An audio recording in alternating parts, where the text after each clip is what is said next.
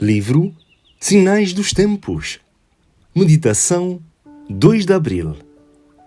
As ações do ímpio. Mas os homens maus e enganadores irão de mal para pior, enganando e sendo enganados. Segunda carta a Timóteo, capítulo 3, verso 13.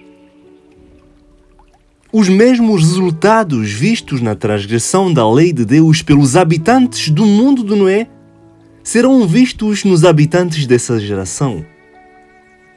Os direitos e a propriedade e mesmo a vida humana não eram respeitados, mas violados. Os pensamentos e imaginações do coração eram maus continuamente. Adoravam a tudo e a qualquer coisa, exceto a Deus. Portanto, é nessa fase do mundo que o engano, a infidelidade e a idolatria prevalecem de forma alarmante. A bondade e a pureza pareciam quase extintas, ao passo que o ódio à lei de Deus, a competição, a inveja, a rebeldia, a contenda e a mais cruel opressão e violência estavam corrompendo a terra. Os pensamentos e imaginações do coração do homem eram maus continuamente.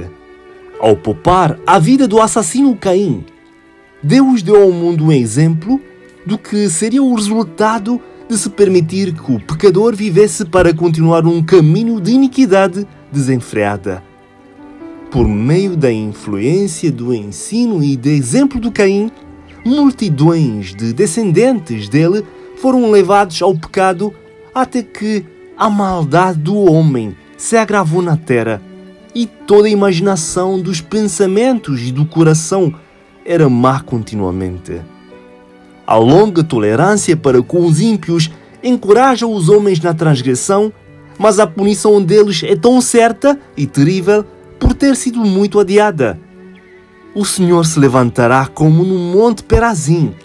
Ele se indigará como no vale da Gibeão para fazer sua obra, sua estranha obra, e levar a efeito seu ato, seu estranho ato. Isaías 28, 21. Para nosso misericordioso Deus, o ato de punição é algo estranho. No entanto, Ele de forma alguma terá o culpado por inocente. O Senhor é tardio em irar-se e grande em beneficência, e de modo algum absolverá os ímpios. Êxodo 34, 6 e 7, Naum, capítulo 1, verso 3. Por meio de obras terríveis em justiça, Ele vindicará a autoridade da lei oprimida. A paciência que Deus tem exercido para com os ímpios encoraja os homens na transgressão, mas a punição deles não será menos certa e terrível por ter sido adiada. A obediência não é mais considerada uma necessidade absoluta. Os agentes humanos seguem a própria imaginação pela qual o Senhor havia condenado os habitantes do velho mundo. O que causou a destruição do povo do mundo antediluviano foi o próprio pecado deles, pois os pensamentos e imaginações do coração eram maus continuamente. Pisoteavam as ordens divinas como fizeram os judeus e sofreram o juízo retribuído de Deus. Assim será no dia em que o Filho do Homem for revelado. Amém. Amigos, vamos refletir e vamos estudar um pouco a palavra de Deus. Vou fazer uma pergunta. Por que Deus castigou o pecado do Adão e Eva? Ou melhor, qual foi o pecado da Eva? Qual foi o pecado de Adão? Vejam só. Pela lei de Deus, em Êxodo 20, o primeiro mandamento diz: amarás a Deus acima de todas as coisas. E depois Cristo diz: do teu coração, de toda a tua alma, com todo o teu poder e com todas as suas forças. Bom, o Adão e a Eva transgrediram o primeiro mandamento. E o 10º também: não cobiçarás. a Eva cobiçou o fruto proibido. E o Adão também. Vejam só, meus amigos, um pecado tão inocente. Por causa de um pecado tão inocente, o Adão e Eva tiveram que morrer? Pensem nisso. Refletem nisso. Alguns dizem, Deus é um Deus de misericórdia. E é tão bondoso. Tudo bem, eu estou de acordo com você.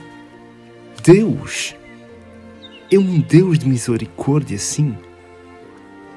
O Senhor é tardio em irar-se e grande beneficência, como diz a Bíblia também. Mas de modo algum absolverá os ímpios. É isso que diz a Bíblia, meus amigos. O segundo exemplo é o Caim e Abel. Vejam só, amigos, reparam só. 2 homens, 2 povos, 2 nações. O Caim decidiu pegar a sua vida do seu jeito. Decidiu transgredir os mandamentos de Deus. O 6º mandamento, decidiu ser um homicida. Matou seu irmão Abel, porque ele era bom, ele era melhor que ele. Sim, ele era melhor que ele. O Abel obedecia a Deus. É isso que diz a Bíblia. E porque o Abel obedeceu a Deus, o Caim invejou o Abel. Porque o Caim gostava mais de pecado, amava o pecado. E então matou o seu irmão, porque o seu irmão, sabem o que era? Abel para Caim, meus amigos, era uma repreensão contínua. E por isso Caim matou o Abel, seu irmão. Meus amigos, a palavra do Senhor é fiel e justa. Os seus mandamentos são justos e bons. Vejam só, meus amigos, que os habitantes do mundo, não é? Daquela geração perversa, dizem que os pensamentos e as imaginações do coração eram os maus continuamente. Adoravam a tudo e a qualquer coisa, todo tipo de ídolo, exceto a Deus.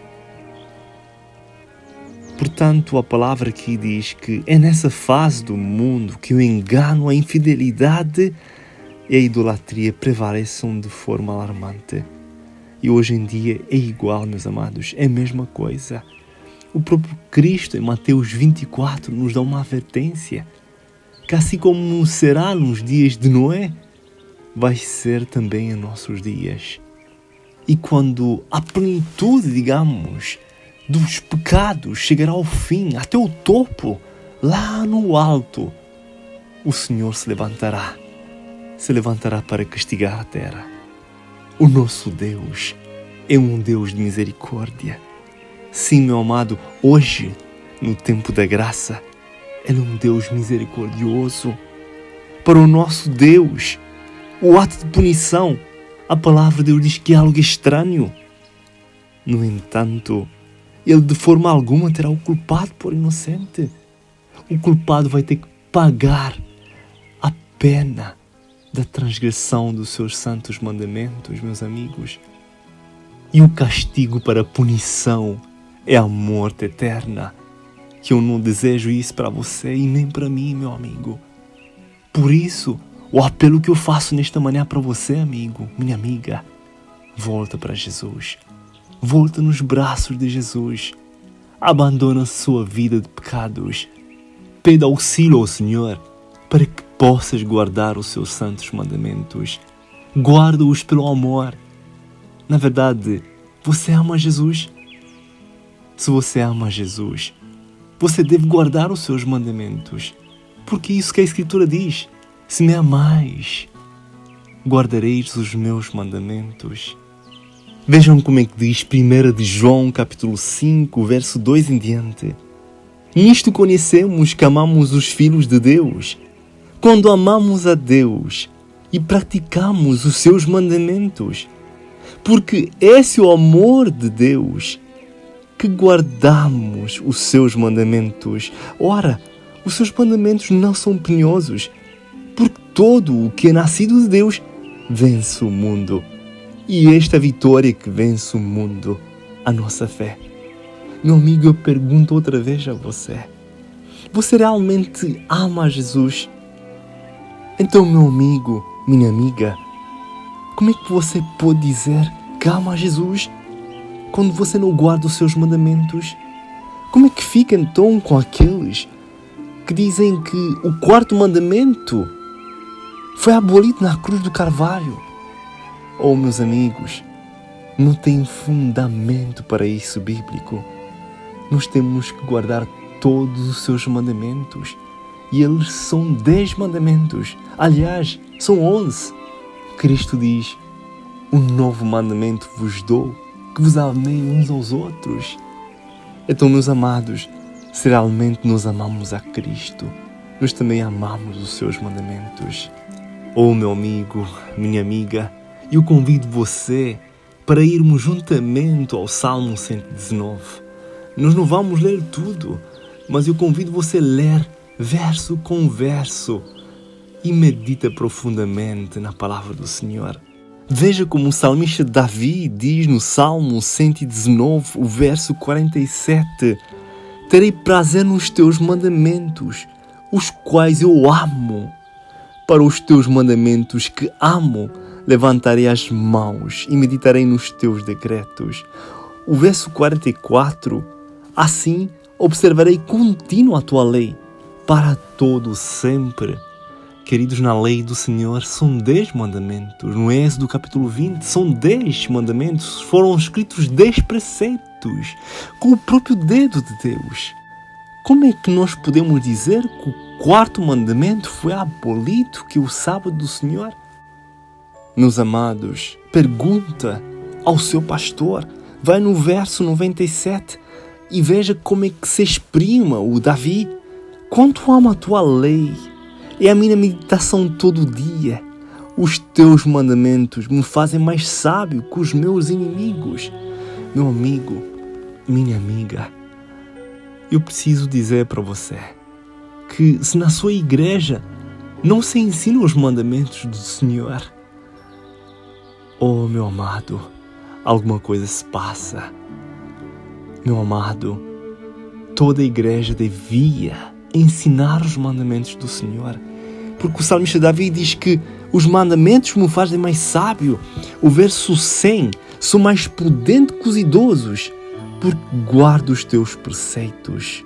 O verso 104: por meio dos teus preceitos consigo entendimento, por isso detesto todo o caminho da falsidade. Oh, meu amigo, abre os olhos. Lâmpada para os meus pés é a tua palavra e luz para os meus caminhos. Jurei e confirmei o juramento de guardar os teus retos juízos. Veja aqui, meu amigo, minha amiga, que nunca os mandamentos foram abolidos. Por meio de teus preceitos consigo entendimento, diz a palavra do Senhor.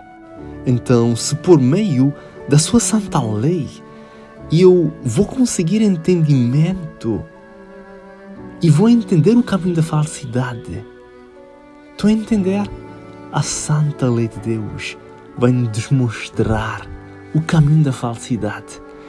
A lei de Deus é como se fosse um detetor de mentiras. Por isso, como é que você pode dizer que ela foi abolida na cruz do Calvário? Meu amigo, alguma coisa está errada. Vamos ver juntos o verso 118.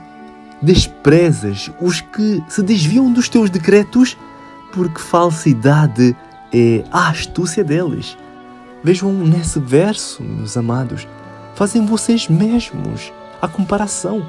A palavra de Deus diz que Ele despreza aqueles que se desviam dos seus mandamentos, dos seus decretos, das suas leis, porque a falsidade é a astúcia deles. Entendam, meus amados, que aqueles que ensinam que os mandamentos foram abolidos lá na cruz do Calvário, é esses, meus amigos, que nos levam nos caminhos da falsidade. Infelizmente, é esta a verdade. Continuando com o verso 126, já é tempo, Senhor, para intervires, pois a tua lei está sendo violada. Observa aqui, meu amigo, minha amiga, o profeta Davi já faz aqui uma profecia para o tempo do fim, de que a lei de Deus haveria de ser violada. O próprio profeta Daniel, no capítulo 7, verso 25, ele fala que o quarto animal, que representa um reino, um poder, irá mudar os dias e as leis do Senhor. E é isso que aconteceu. Esse quarto animal mexeu na lei do Senhor, meus amados.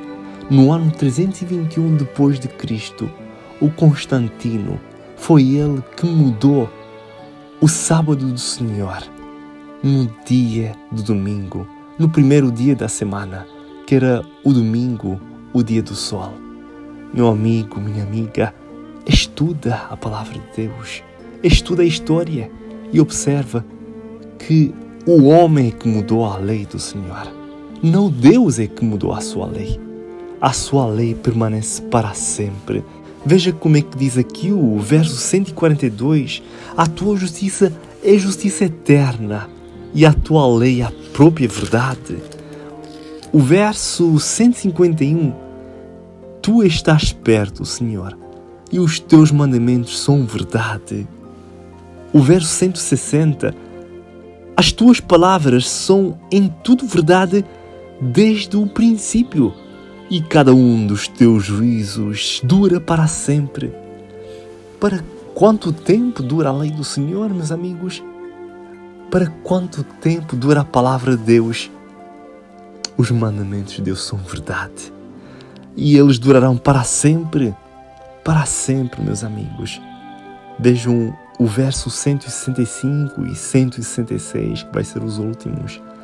Grande paz tem os que amam a tua lei, para eles não há tropeço. Espero, Senhor, na tua salvação e cumpro os teus mandamentos. Oh, meu amigo, minha amiga, você não quer ser um desses que amam a lei de Deus? Você não quer ser um desses que espera a sua salvação e cumpra os seus mandamentos?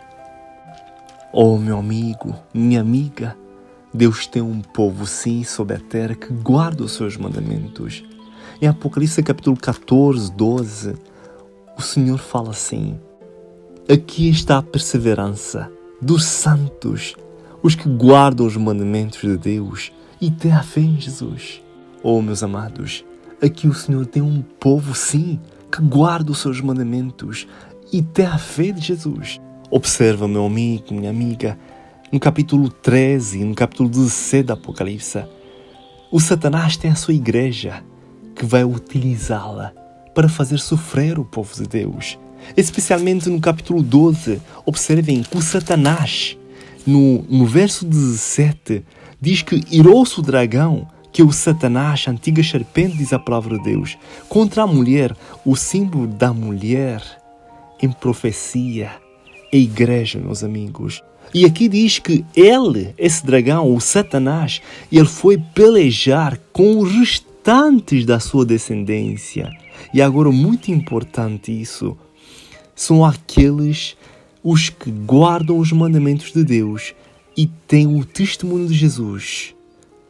Meus amigos, o Satanás está irado, diz aqui, o dragão está irado contra a igreja de Deus, que guardam os mandamentos de Deus e têm a fé de Jesus. Oh, meu amigo, minha amiga, você quer fazer parte desse povo que guarda os seus mandamentos? Você quer mesmo fazer parte do povo que vai receber a ira de Deus, daqueles que vão receber as pragas em Apocalipse 16? Eu acho que você não vai querer fazer parte dessa igreja apostatada, meu amigo, minha amiga. Então, o convite que Deus faz para você se encontra em Apocalipse 18. E vamos ler juntos o verso 2 em diante. Então, exclamou com potente voz, dizendo: caiu a grande Babilônia, e se tornou morada de demônio, covil de toda espécie de espírito imundo e esconderijo de todo gênero de ave imunda e detestável. Pois todas as nações têm bebidas do vinho, do furor da sua prostituição. Com ela se prostituíram os reis da terra. Também os mercadores da terra se enriqueceram à custa da sua luxúria. Meus amigos, na Bíblia, a Babilônia é a igreja caída e a igreja romano-católica. A Babilônia, meus amigos, é o sistema papal, o poder papal. Eles deram a todas as nações beber do vinho do furor da sua prostituição. E quando fala sobre o vinho, queridos, aqui fala sobre as dogmas. E quando este sistema, a sistema papal, quando fala aqui que deram a todas as nações de beber do vinho do furor da sua prostituição. Pois é, meus amigos, o símbolo para o vinho. Eles ensinam que um ídolo pode salvar a sua vida. Isto é uma blasfêmia para Deus. Eles ensinam que podem perdoar pecados. Eles ensinam que por meio da Maria, da Virgem Maria, você pode ter perdão e que ela intercede por ti perante o Pai. Isto é uma mentira, meus amados. A Bíblia não ensina isso. E é por isso, por causa desses ídolos, que todos os mercadores da terra se enriqueceram à custa da sua luxúria. O apelo que Deus faz para você hoje, meu amado, minha amada, é no verso 4. Jesus hoje apela ao seu coração. Ouviu outra voz do céu dizendo: retirai-vos dela, povo meu, para não serdes cúmplices em seus pecados e para não participardes dos seus flagelos, porque os seus pecados se acumularam até o céu, e Deus se lembrou dos atos iníquos que ela praticou. Você pode continuar em casa o resto da leitura. Meu amigo e minha amiga, a ira de Deus se acendeu contra os antediluvianos porque eles transgrediram a sua santa lei. Eles eram imorais e odiavam imensamente a lei do Senhor. Meus amigos, a Bíblia diz que por 120 anos Noé pregou para esses imorais, para que eles obedecessem à sua lei, para que eles se arrependessem e entrassem para dentro da arca. 7 dias antes da chuva chegar, a porta da graça para eles se fecharam e nenhum deles puderam entrar mais. Vocês sabem quem que ficou de fora? Veja como é que diz aqui Apocalipse 21, no verso 8.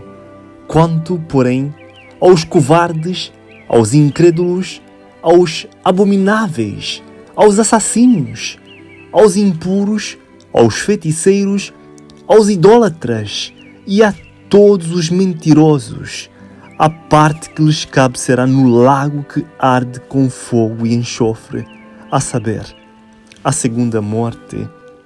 No verso 27, o Senhor diz que nela nunca jamais penetrará coisa alguma contaminada. No reino dos céus ninguém contaminado entrará, meu amigo, minha amiga, nem o que pratica abominação e mentira, mas somente os inscritos no livro da vida do Cordeiro.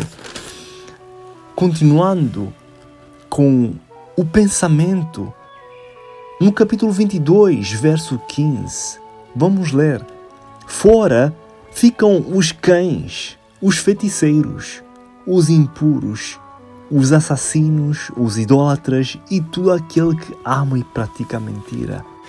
Oh, meus amados, o apelo do Senhor está no verso 14 do capítulo 22. Bem-aventurados aqueles que guardam os seus mandamentos, para que tenham direito à árvore da vida e possam entrar na cidade pelas portas. O último apelo que eu faço para você hoje é: você quer estar dentro da arca quando Jesus voltar? Você quer estar na proteção do Senhor e que os seus santos anjos te protegem de todo mal, assim como diz no Salmo 23, Salmo 91? Aqueles que amam a Jesus terá uma proteção no tempo do fim. Por isso eu convido você a tomar a sua decisão hoje. Hoje tomamos mais tempo para um estudo mais profundo, mas que esse estudo seja para a sua vitória contra os seus pecados. Que esse estudo seja para que você se aproprie mais de Jesus, para que você conheça realmente, verdadeiramente a Jesus. Se você diz que o ama, você também tem que guardar os seus santos mandamentos. É isso que diz a Bíblia, meu amigo. Que o Senhor te abençoe e te guarda, e que o Senhor faça resplandecer o seu rosto sobre ti e te dá a sua paz. Amém. Tenha um bom dia na presença de Jesus e até amanhã, se Deus o quiser. Amém.